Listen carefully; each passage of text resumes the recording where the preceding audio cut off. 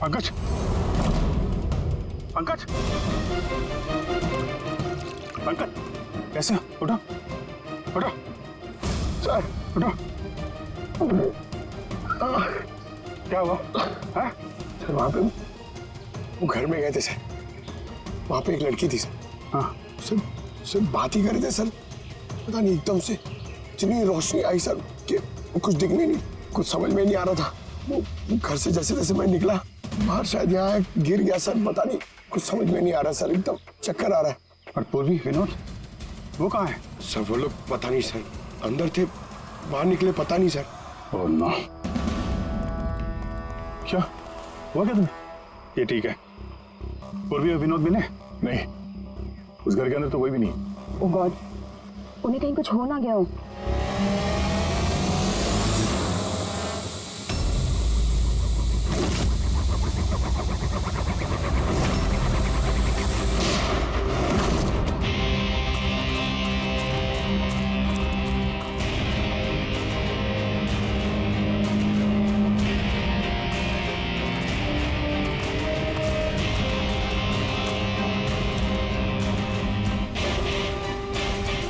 ये सब तो बड़ा मुश्किल होता जा रहा है।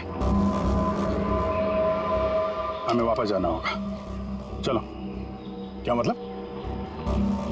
देखो दया, हमें ये नहीं मालूम है कि अपराधियों की तादाद कितनी है, कितने कैमरे लगा रखे हैं यहाँ पे, कितने हथियार हैं उनके पास, ऊपर से हम पे हर वक्त नजर रखे हुए हैं। अभी फिलहाल हम उनसे मुकाबला करने की तैयारी में नहीं है। और पूर्वी, उसे यहाँ पे अकेला छोड़ के चले जाएंगे हम? यार दया देखो, पूर्वी उनके चंगुल में फंस चुकी है। हम उसको बचाने जाएंगे तो हम भी नहीं बच पाएंगे। अभिजीत, क्या हो क्या गया तुम्हें? कुछ याद है सीआईडी में हमें पहले क्या सिखाया था? यही कि सबसे पहले अपने साथी को पीछे मत छोड़ना, चाहे वो जिंदा हो या मर चुका हो। अरे यार, हर लड़ाई रूल बुक के हिसाब से नहीं लड़ी जा सकती। हमें यह भी सिखाया गया था कि प्रेजेंस ऑफ माइंड का इस्तेमाल करना अलग अलग परिस्थितियों में। आई एम सॉरी, तुम्हारे इस थॉट से मैं एग्री नहीं करता। आई एम सॉरी, तुम्हें जाना है तुम जा सकते हो, बिना पूर्वी के मैं यहाँ इस जंगल से बाहर नहीं जाने वाला। जिद मत करो दया, हमें यह भी नहीं मालूम है कि पूर्वी जिंदा है कि नहीं।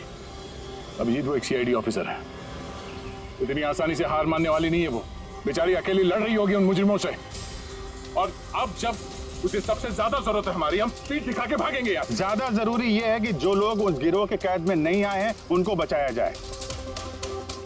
और तुम्हें पूर्वी की इतनी परवाह है तो जिद मत करो, मेरे साथ चलो, हम लोग अच्छी प्लानिंग बना के वापस आएंगे। चलो।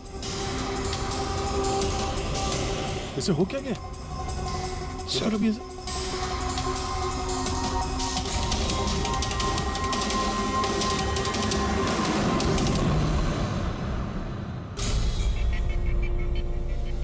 सीआईडी के इतिहास में ऐसा पहली बार हुआ होगा कि सीआईडी किसी से डरकर दम दबाकर भाग गई।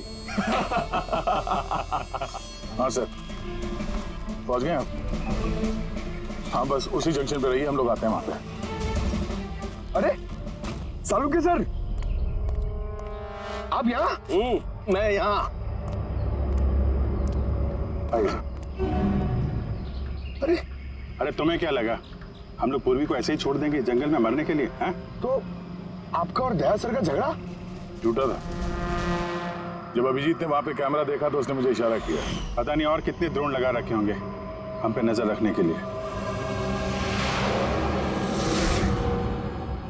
जो आदमी उस कैमरे के जरिए हम पर नजर रखे हुए था, उसकी आंखों में धूल झोंकना जरूरी था, इसलिए। अब वो लोग ये सोच के बैठे होंगे कि हम लोग जंगल से निकल गए, थोड़े रिलैक्स भी हो जाएंगे। यही मौका है हम पे हमला करने का। अभिजीत, ये लो, ये तुमने मंगाया था। ये क्या डिवाइस है सर? ये जैमर है तुमका। आसपास इस एरिया में जितने भी कैमरे होंगे सब जैम हो जाएंगे। अब वो हम पे नजर भी नहीं रख पाएंगे। और ये ड्रोन पे जो कैमरा लगा है, इसकी रेंज 7 किलोमीटर सिर्फ। बैटरी तो खत्म होने वाली है। इसका मतलब अगर हम इसे नहीं पकड़ते तो ये वापस उनके अड्डे पे जाता बैटरी बदलने के लिए। जरा अब आईपैड निकालना, नक्शा निकालो उसमें।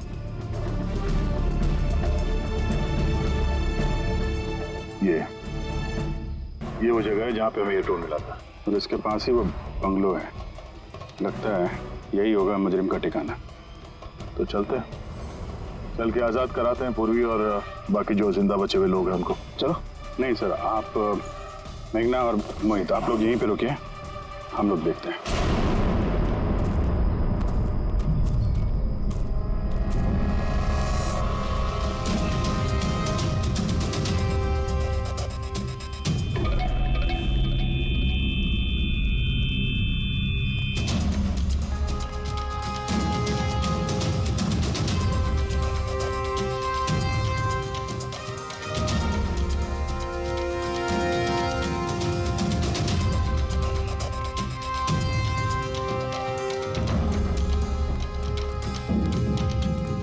अरे यार, ये पूरा सिस्टम बंद कैसे हो गया? देख तक कुछ जैसे आवाज आ रही है। बंद कैसे हो सकता है पूरा सिस्टम?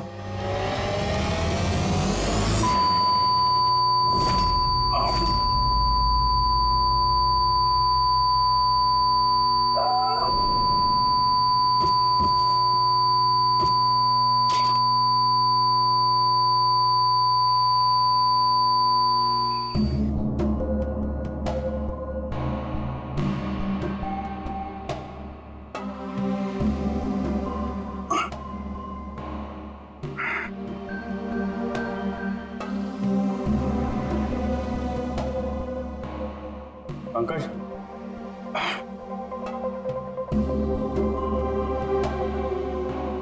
पंकज, हमारे स्वागत की पूरी तैयारी कर रखी थी इन लोगों ने।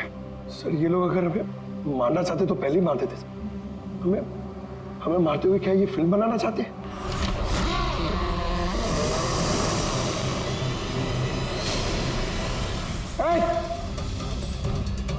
चल जाओ,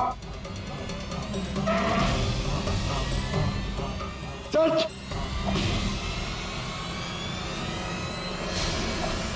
मैं हूं पंकज। पूर्वी, तो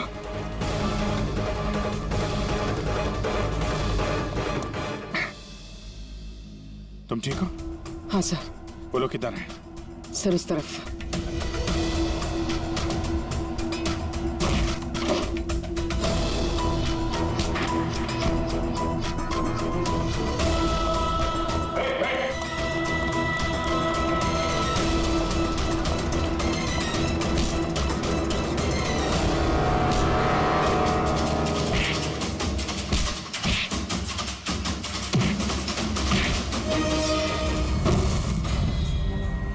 सर चल चल।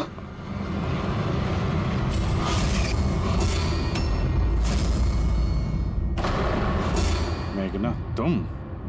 वाह, हमें तो लग रहा था कि हम मुजरिमों की आंखों में धूल झोंक रहे हैं। अब किसे पता था कि हम मुजरिम को अपने साथ ही लेके घूम रहे हैं। आप लोग यहाँ कैसे? किसने छुड़ाया आप लोगों को? सीआईडी को कैद करना इतना आसान नहीं। मौका देखते ही मैंने वो खिड़की तोड़ी और वहां से बाहर निकल गई।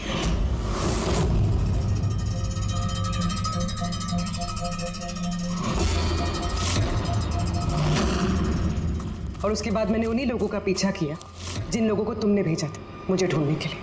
और फिर मैंने उस नकाबपोश आदमी को देखा और उसका भी पीछा किया।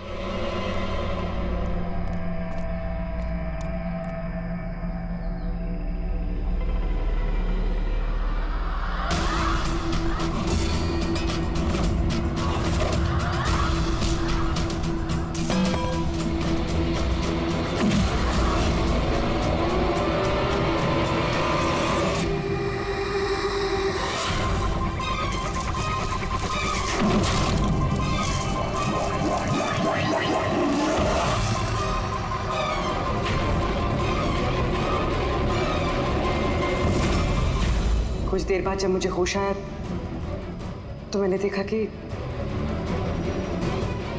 मगर इससे पहले कि मैं बाकी ऑफिसर्स तक पहुंच पाती, तुम्हारी उस सोनिक बूम वाली आवाज ने इन्हें बेहोश कर दिया था। वो तो मेरी किस्मत अच्छी थी कि मैं दूर थी और उस आवाज का मुझ पर कोई असर नहीं हुआ। और फिर मैंने सोचा कि क्यों ना उस नकाब को ही मैं अपना हथियार बना लूं। जिस बेरहमी से तुमने लोगों की जान ली है, तुम तो औरत कहलाने के लायक भी नहीं हो। अब ये बताओ, तुमने ये सब किस लिए किया? ये सब मैंने पैसों के लिए किया है सर। जितने पैसे मुझे इस काम के लिए मिल रहे थे ना, उतना तो मुझे अपनी जॉब में 5 साल में भी नहीं मिलता। और वैसे भी क्या फर्क पड़ता है, रोज इतने लोग मरते हैं, अगर 2-4 और मर गए तो क्या हुआ? तुम्हें शायद मालूम नहीं है कि तुम कितनी बीमार हो। बाकी लोग कहाँ हैं जो तुम्हारे साथ में थे? मैंने किसी को कोई नुकसान नहीं पहुंचाया सर, इतनी भी बुरी नहीं हूं मैं। और वैसे भी मैंने कोई भी खून अपने हाथों से नहीं करा है। मुझे तो एक औरत ने करोड़पति बनने का ऑफर दिया था जो मैंने एक्सेप्ट कर लिया। कौन औरत? बहुत बहुत अजीब सा नाम था उसका।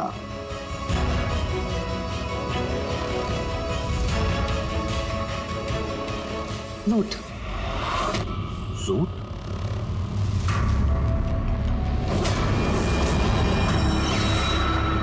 तो रूट है इस सब के पीछे मास्टरमाइंड। अब उसने ऐसा क्यों किया उसका जवाब तो अब वही देगी।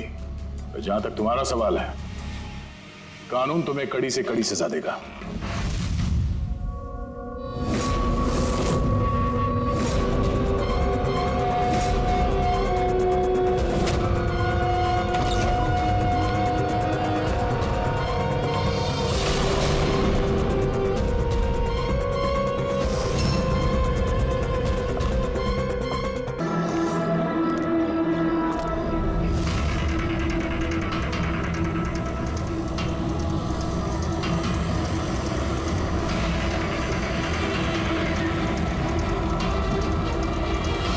ए भाई, गाड़ी आगे ले।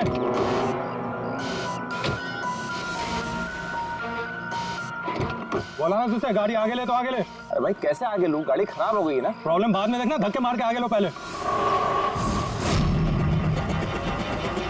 बोले आप लोग भी मदद कीजिए। हम क्या मदद करो? तुम जल्दी।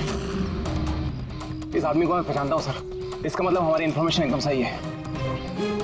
यानी कि वो रूट नाम का कंप्यूटर हैकर इसी जगह पे होगा। और वो रूट जरूर कोई खतरनाक प्लानिंग कर रहा है सर। चाहे कुछ भी हो जाए, उसे जिंदा पकड़ना है, ये जानने के लिए कि उसका मिशन क्या है।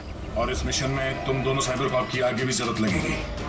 तुम यस सर। यहाँ बाहर गेट पे खड़े रहना। ओके बाहर सर। नजर रखना। चलो।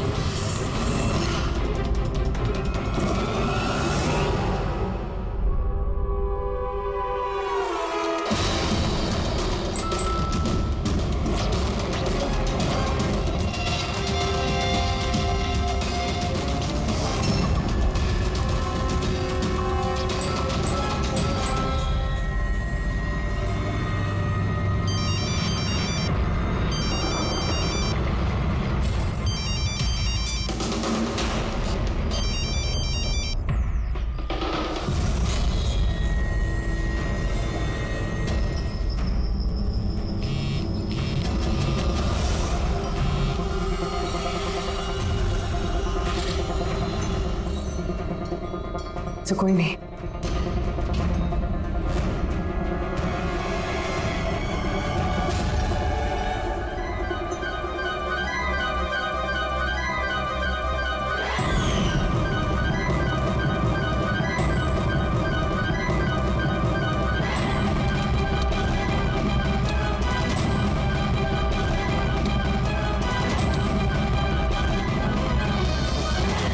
आप रेडी?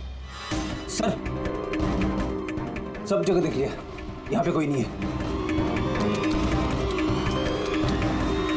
खबर तो गलत नहीं हो सकती, यहीं कहीं होना चाहिए। चलो देखते हैं।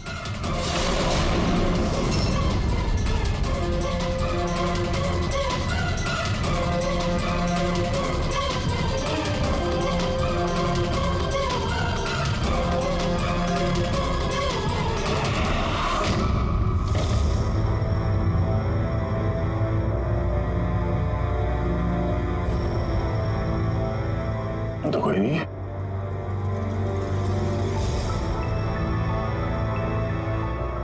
शहर अभी भी गर्म है, लगता है यहाँ पे कोई था अभी। मगर सर एंड मौके पे भाग कैसे निकला? सर हम लोग तो चारों तरफ से बंगले के अंदर घुसे, किसी को बाहर भागते हुए नहीं देखा है। सर हाँ सर ये मॉनिटर देखिए, ये तो घर के आसपास की फुटेज चल रही, कहीं वो हमें देख के भाग तो नहीं गया? हो सकता है वो ज्यादा दूर नहीं गया होगा। जरा इस जगह को अच्छी तरह से चेक करो, और पूर्वी इस कंप्यूटर को चेक करो, देखो क्या मिलता है। तब तक मैं गेट पे जाके देखता हूँ।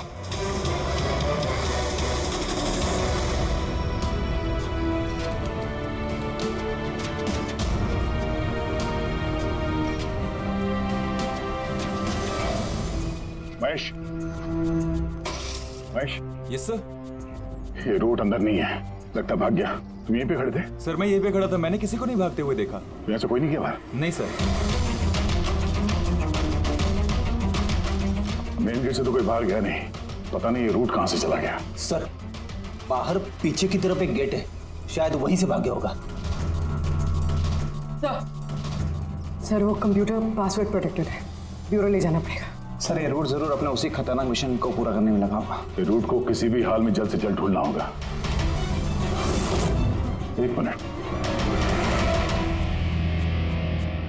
पूरे घर में कहीं भी ये कारपेट नहीं है, और यहाँ पे कारपेट रखा हुआ है, उसके ऊपर ये स्टूल। जरा हटाओ इसे। सर यहाँ पे खुफिया दरवाजा।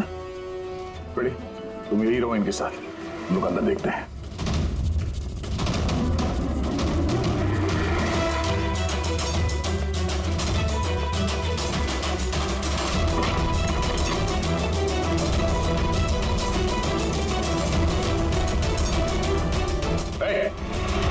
अब अगर अपने बचाव में कुछ कहना चाहती हो तो यही वक्त है। मुझे कुछ नहीं कहना, जो भी कहना मेरा वकील कहेगा। सर हमने इस रूट का कंप्यूटर सिस्टम एक्सेस कर लिया है और इंक्रिप्शन में भी सफल हो गए। कुछ पता चला? हाँ सर इसने पिछले कुछ दिनों में इंटरनेट पे भयानक वीडियोस पोस्ट किए। डार्क वेब पर sir. Actually dark web internet की एक ऐसी काली जगह होती है सर, जहाँ पर हर मुजरिम अपने गैरकानूनी कामों को एक टेक्नोलॉजी की मदद से अंजाम देता है, जैसे हथियारों की तस्करी हो, किडनी की चोरी, या फिर किसी को मारने की सुपारी। सर ऐसा कोई भी काम नहीं है जो इस साइट पर नहीं होता है। समझ में ये बात नहीं आती, जब सब कुछ इतने खुले में होता है, सबको पता है, तो इसे रोकने के लिए हम कुछ करते क्यों नहीं? सर ये इतना आसान नहीं है। एक्चुअली इस साइट पर जाने के लिए आपको एक कंप्यूटर सॉफ्टवेयर की जरूरत होती है, जो चुनिंदा हाई प्रोफाइल मुजरिमों के पास ही होता है। जैसे कि ये रूट। Yes sir. और सर जैसे कि हमें पता है कि इस डार्क वेब पे आईपी एड्रेस और यूजर आईडी ये दोनों गुप्त रहते हैं। जरा दिखा कौन सा वीडियो डालें इस रूट ने।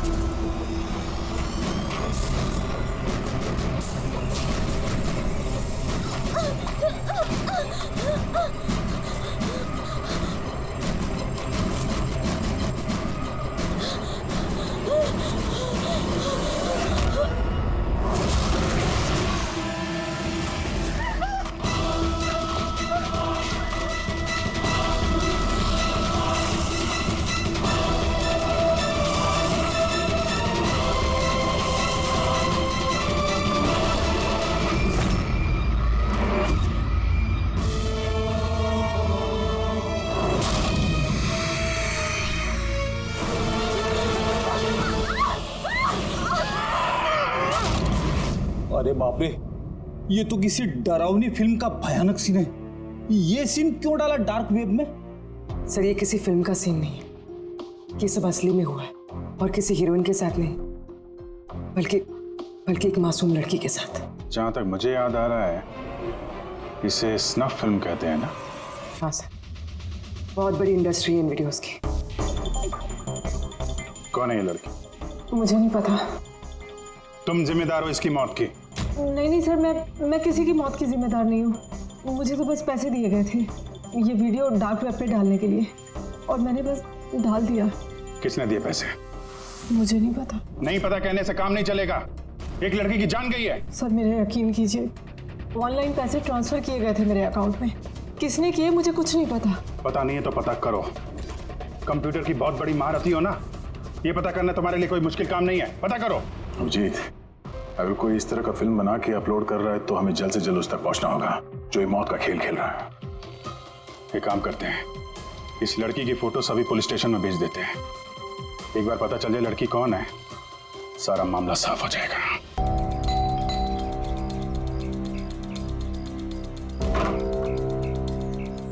जी कहिए, किससे मिलना है? ये रिया का घर है ना? हाँ, मैं उसका पापा। आइए। वो हम लोग सीआईडी से हैं। आपके लिए एक बुरी खबर है। आपकी बेटी रिया अब इस दुनिया में नहीं रही। पता है, मगर आप उसके मौत के 10 दिन बाद क्यों आए हैं ये सब बताने? आपको पता है कि आपकी बेटी रिया की मौत हो गई है? आप उस कार एक्सीडेंट की इन्वेस्टिगेशन के लिए आए हैं ना, तो आपको ये तो मालूम पड़ा होगा कि रिया का तो फ्यूनरल भी हो गया है। एक मिनट, आप किस कार एक्सीडेंट की बात कर रहे हैं? वही जिसमें हमारी रिया चल बसी है। शेयर टैक्सी में वो पुणे जा रही थी। नहीं, रिया की मौत कार एक्सीडेंट में नहीं हुआ है। ये क्या कह रहे हैं आप? एक मिनट, ये रिया है। हाँ, ये रिया ही है। एक्सीडेंट वाले दिन उसने यही कपड़े पहने थे। एक मिनट, सॉरी बाबू, लगता है कुछ कंफ्यूजन है। आप जरा बताइए कि आपकी बेटी रिया का कार एक्सीडेंट कैसे हुआ था? शेयर टैक्सी में वो पुणे जा रही थी, 7 और लोग भी थे उसके साथ। तो रास्ते में उसकी गाड़ी का बड़ा भयानक एक्सीडेंट हो गया। पूरी कार आग की लपटों में झुलस गई। मरने वालों के तो चेहरे तक पहचान में नहीं आ रहे थे। तो आप लोगों ने रिया को कैसे पहचाना? उसके सामान के जरिए बस हम उसे पहचान पाए। आपने ये नहीं बताया कि ये फोटो कब की है? वैसे हम लोगों को भी पता नहीं कि ये फोटो कब की है, पर पता चलते ही हम आप लोगों को बता देंगे। लगता है रिया का ये एक्सीडेंट सिर्फ एक दिखावा था, उसकी मौत की असली वजह को छुपाने के लिए। सर अगर रिया का कार एक्सीडेंट एक दिखावा था, तो वो बाकी के 7 लोग जो उसके साथ गाड़ी में थे, कहीं वो भी रिया की तरह ही तो नहीं मारे गए? हो सकता है। सबके परिवार वालों से मिलना पड़ेगा। किस्मत अच्छी थी हमारी कि जो 7 लोग एक्सीडेंट में मारे गए थे उनमें से एक का अंतिम संस्कार नहीं हुआ था। देखते हैं डॉक्टर सालों के इस लाश से क्या सुराग निकाल पाते हैं। वैसे भी लाशें इतनी बुरी तरह से जल गई हैं कि चेहरा पहचान पाना मुश्किल है। भाई तुम लोगों का शक एकदम सही था, ये लाश टोनी की नहीं। लग ही रहा था सर हमें, लेकिन ये कौन है कुछ पता चला? यार ये तो पता नहीं लगा कि ये लाश है किसकी, लेकिन ये पता चला है कि इस आदमी को कैसे मारा गया। मैंने इसके बॉडी का स्कैन किया तो पता लगा कि इसके पेट में चाकू का बहुत गहरा घाव है। चाकू से? हाँ, चाकू का। और मुझे लगता है उस चाकू के वार की वजह से ही इसकी मौत हुई। मतलब चाकू से मारा किसी और को और उसे टोनी बता के एक्सीडेंट का हिस्सा बना दिया। ये गैंग आखिर करना क्या चाहता है? और इस आदमी की मौत 3 हफ्ते पहले हुई है। एक कार एक्सीडेंट हुआ 10 दिन पहले। वही तो, मतलब कार जब एक्सप्लोजन में जलाई गई उससे कहीं पहले इस आदमी की मौत हो चुकी है। 3 हफ्ते से इसकी लाश संभाल के रखी थी ताकि इस भयानक खेल को अंजाम दिया जा सके। यार एक काम करते हैं, जहाँ पे एक्सीडेंट हुआ था वहीं पे चलते हैं, पता करते हैं एग्जैक्टली उस दिन हुआ क्या था। मैं तो मजे से कार चला रहा था सर, और रेडियो पे गाने सुन रहा था। तभी अचानक से मैं जोर का धमाका सुना मैं तुरंत अपने कार से निकला और मैंने देखा कि मेरी सामने एक कार आग की लपटों में जल रही थी। मुझे समझ में नहीं आ रहा था कि मैं क्या करूं। तो ये कितने बजे की बात होगी? सर मुझे लगता है कुछ शाम के 5 बजे होंगे। है? ये कैसे हो सकता है? सर एक सेकेंड सर, ये टोल नाके की फुटेज देखिए सर। यहाँ पे तो गाड़ी 3:30 बजे क्रॉस हुई थी, फिर ये जगह वहां से 20 किलोमीटर दूर ही है सर।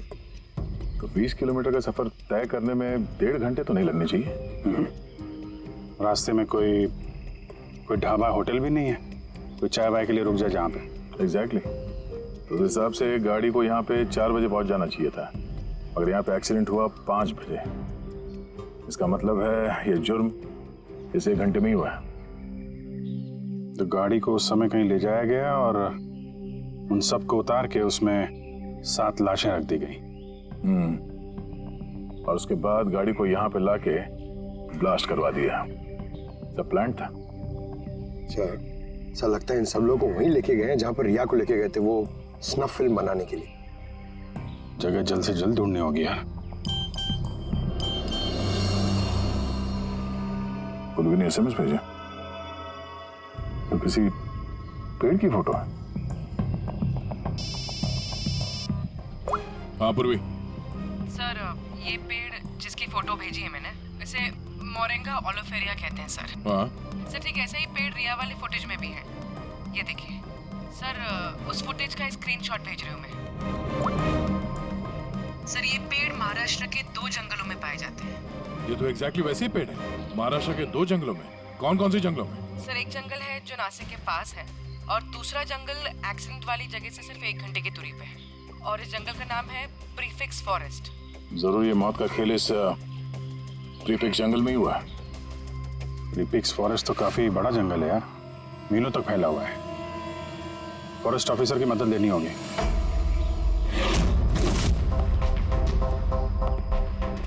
इस जंगल में ये सब हो रहा है, यकीन नहीं होता। क्या आपकी इन्फॉर्मेशन पक्की है ऑफिसर? पक्की नहीं होती तो यहाँ तक आते नहीं हम लोग। आप बताइए कुछ हाल फिलहाल में ऐसी कोई घटना आप लोगों ने कुछ सुनी हो, कुछ देखी हो, जंगल के अंदर कुछ हुआ हो? बिल्कुल नहीं, और अगर ऐसा कुछ होता तो हम जरूर उस पर ध्यान देते। चलो कोई नहीं, फिर भी अपनी तसल्ली के लिए एक बार हम जंगल देखना चाहेंगे। श्योर। वैसे सर आप लोग पूरा जंगल देखना चाहेंगे? क्योंकि मीलों तक फैला हुआ है ये, इसमें काफी वक्त लग सकता है। नहीं, हम पूरा जंगल नहीं देखेंगे। हमें जंगल का वो हिस्सा दिखाइए जहाँ पे कोई आता जाता नहीं है, क्योंकि अक्सर सुनसान इलाकों में ही जुर्म पनपता है। Okay officers. विनोद, मेघना, इन्हें जंगल के उन इलाकों की दिखाने की जिम्मेदारी आपकी है। ओके? जी सर। Yes sir. सर एक सेकेंड। सर ये देखिए, सर ये जंगल का सबसे घना और सुनसान इलाका है। मेरी समझ से हमें यहीं से शुरू करना चाहिए। ठीक है, देखते हैं।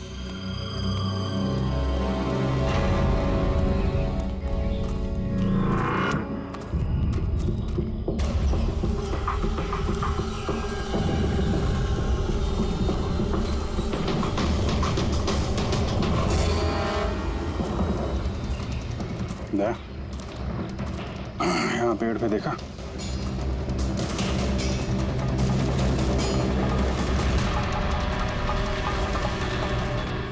छोटा सा कैमरा। मतलब हम लोग सही जगह पे आ गए हैं। यही वो जगह है जहाँ पे वो फिल्म बनाई जा रही है। कैमरा ऊपर भी है, उस तरफ पैंड है।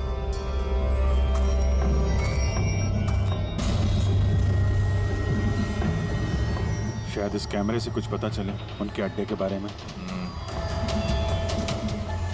नहीं अभिजीत, ये तो हाई एंड वायरलेस कैमरा है। इसके जरिए पता लगाना मुश्किल है कि इसमें जो स्टोर्ड फुटेज है वो कहाँ से ब्रॉडकास्ट हो रहा होगा, और इस जंगल में पता नहीं और कितने कैमरास हैं। देखते हैं, आगे शायद कोई कैमरा मिल जाए जिससे कुछ पता चले।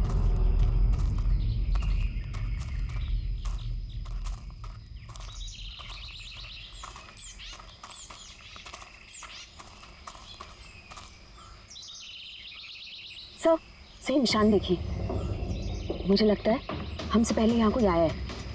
हम लोग सही डायरेक्शन में जा रहे हैं।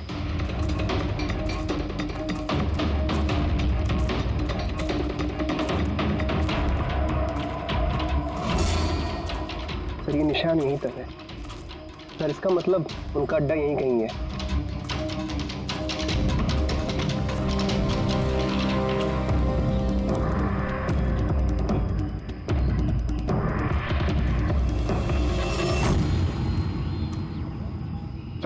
चल जल्दी आइए। एक मिनट सर, एक सेकंड। घबराओ मत, हम लोग सीआईडी से हैं। उठो उठो उठो। सर आप लोग सीआईडी से, मुझे बचा लीजिए सर।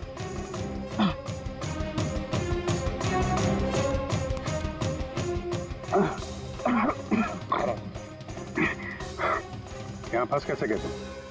सर मुझे इस जंगल से बाहर निकलने का रास्ता नहीं मिल रहा सर। उस खूनी ने एक एक करके सबको मार दिया।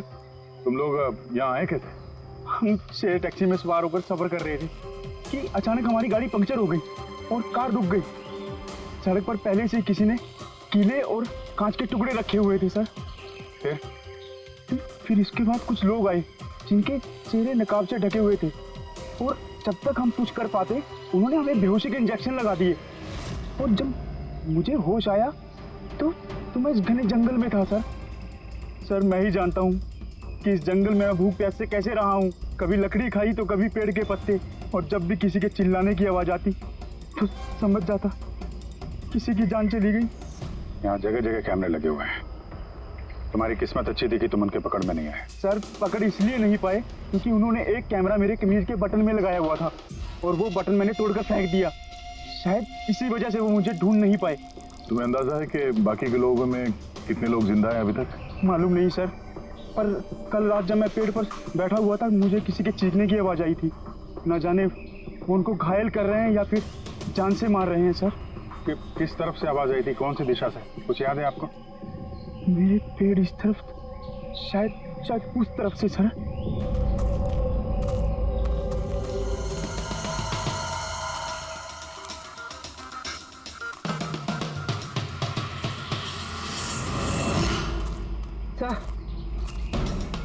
खून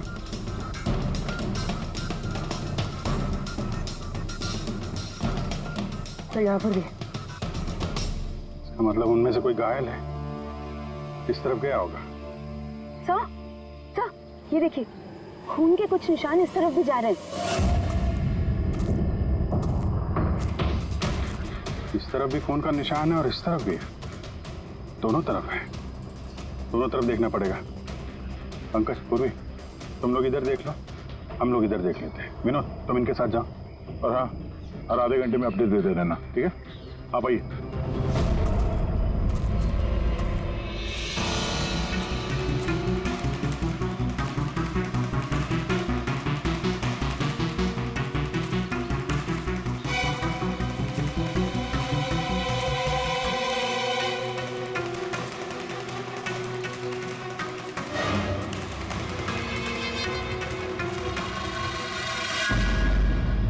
एक मिनट,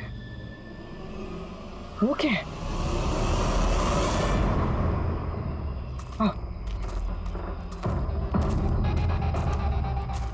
घर, शायद घायल विक्टिम ने यहीं पर पनाह ली हो।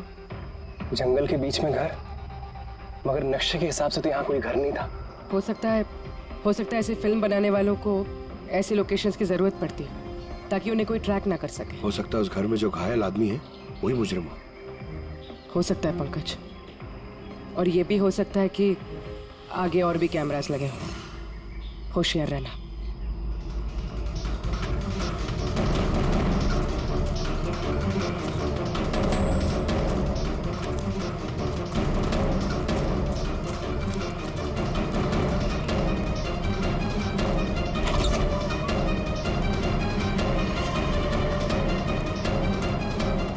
पंकज, टॉर्च।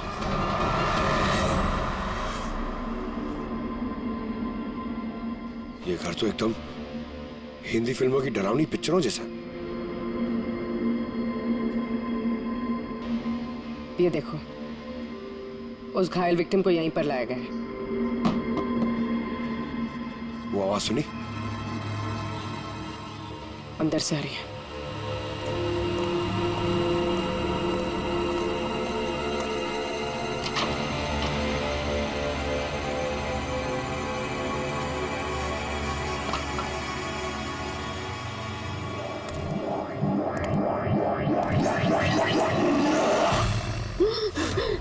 नहीं, छोड़ दो मुझे जाने दो। बाहर आओ। मेरे पास मत आना, मैंने कुछ नहीं किया।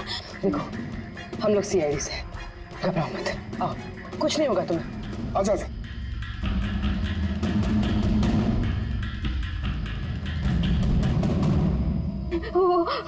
वो यहीं पे,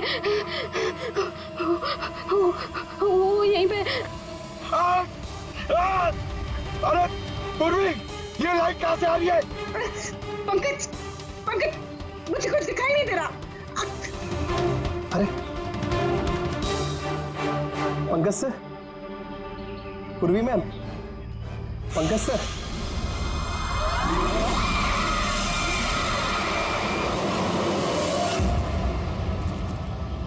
सर, खून के निशान तो यहाँ के खत्म हो गए।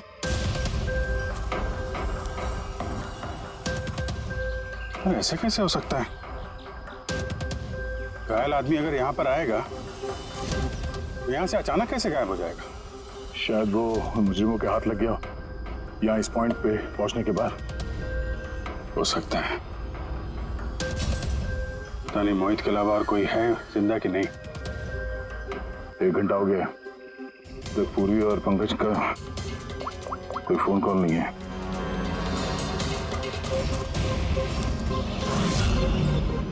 पूरी फोन उठा नहीं रही है। पंकज, देखता हूँ।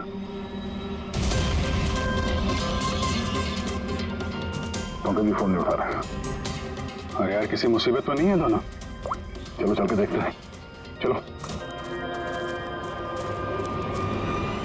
यहाँ पे खून इस तरफ गए थे।